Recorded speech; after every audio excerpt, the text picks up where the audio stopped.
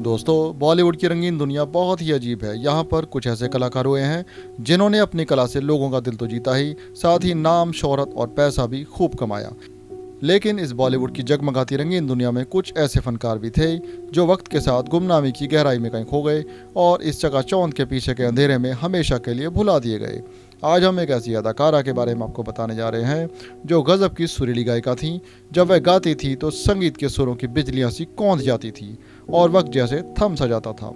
उन्होंने गीता दत्त, लता जी और सुरैया जी के साथ गाया और कुछ समय के लिए फिल्म जगत में अपनी आवाज़ का ऐसा जादू चलाया कि उनका कोई सानी न बन सका। लेकिन उनकी ज़िंदगी में भी ऐसा समय आया कि जब माया नगरी मुंबई ने उन्हें ठुकरा दिया। उन्हें अचानक काम मिलना बंद हो गया। आखिर कौन थे वह अदाकारा और उनके साथ ऐसा क्यों हुआ, यह जानने के लिए हमारे साथ जुड़े रहें और इस वीडियो को अंत तक पूरा ज़रूर देखें। ऐसी महान अदाकारा का नाम है मुबारक बेगम। मुबारक बेगम का जन्म 5 जनवरी सन 1936 को राजस्थान के सुजानगढ़ में हुआ। इन्हें बचपन से ही गाने का बहुत शौक था, लेकिन परिवार की आर्थिक हालत ठीक न होने की वजह से यह पढ़ाई भी न कर सकीं। लेकिन इन्होंने बहुत लगन और मेहनत के साथ संगीत कला का अध्ययन किया और आगे चलकर एक जानी मानी प्लेबैक सिंगर बनी। इनके जीवन में संगीत की शुरुआत तो बचपन से ही हो गई थी। इन्होंने सन 1940 में ऑल इंडिया रेडियो मुंबई से गाने की शुरुआत कर दी थी।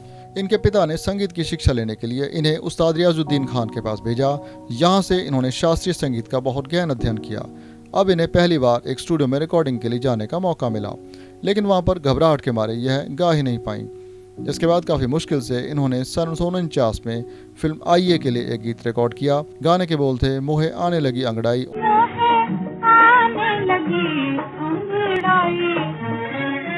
यहाँ से इनकी गायकी को पसंद किया जाने लगा और इन्हें काम मिलने लगा।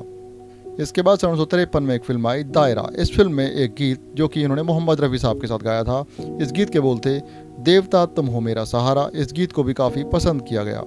देवता तुम हो मेरा सहारा। मुबारक बेगम ने सन 1949 से लेकर 1980 तक लगभग 178 गीत रिकॉर्ड किए। उस समय उन्होंने बॉलीवुड के जाने माने संगीतकारों के साथ काम किया, लेकिन अचानक 1960 के बाद से इन्हें काम मिलना बंद सा हो गया। अब कोई भी म्यूजिक डायरेक्टर इन्हें अपनी फिल्म के लिए काम नहीं दे रहा था और यदि कुछ गीत रिकॉर्ड भी किए गए तो उनको भी बाद में दूसरे कलाकारों से रिकॉर्ड करवा लिया गया। मुबारक बेगम ने अपने एक इंटरव्यू में यह खुलासा किया कि फिल्म जब जब फूल खिले के गीत परदेसियों से ना अखियां मिलाना को पहले मुबारक बेगम की आवाज़ में ही रिकॉर्ड किया गया था, लेकिन बाद में इस गीत को लता जी की आवाज़ के साथ रिलीज़ किया गया।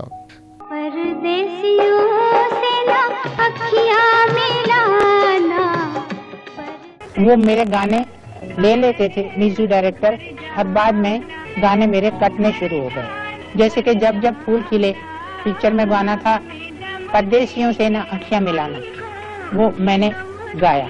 बाद में 5-7 दिन के बाद फिर बुलाया। मैंने कहा क्यों कल्याण जी, क्या बोले? नहीं, ये गाना डुएट हो गया। मैंने कहा कल्याण जी, ये डुएट हो गया, इतने दिन से इंडस्ट्री में हैं हम लोग, हम समझते नहीं कि आप गाना काट रहे हैं। कहा जाता है कि मुबारक बेगम बहुत सीधे सरल स्वभाव की होने के कारण इस इंडस्ट्री के तरीकों से नावाकिफ थीं। उन्होंने कभी पेमेंट को लेकर कोई बात नहीं की, केवल गाने पर ही ध्यान दिया। इस कारण वह फिल्म जगत की राजनीति का शिकार हो गई और उन्हें माया नगरी से दरकिनार कर दिया गया।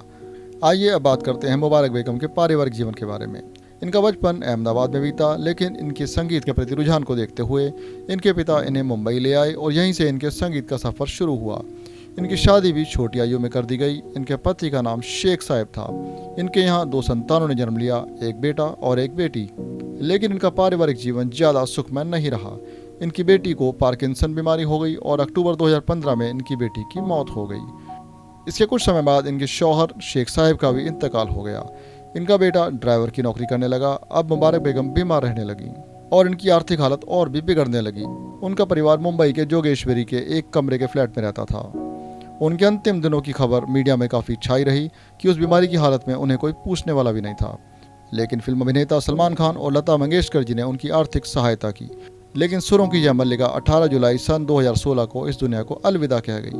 उनकी गाए गीतों में सबसे हिट गीत फिल्म हमारी याद आएगी में से कभी तन्हाइयों में यूं हमारी याद आएगी को हम जब सुनते हैं तो लगता है कि मुबारक आज भी हमारे साथ ही हैं।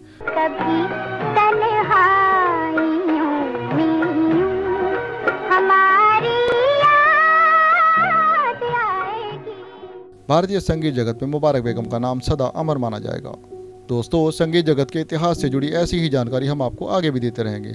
अगर आपको हमारा यह वीडियो पसंद आया तो लाइक, कमेंट, शेयर करना न भूलें और हमारे चैनल को सब्सक्राइब जरूर करें। इसी तरह से हमारे साथ जुड़े रहने के लिए धन्यवाद।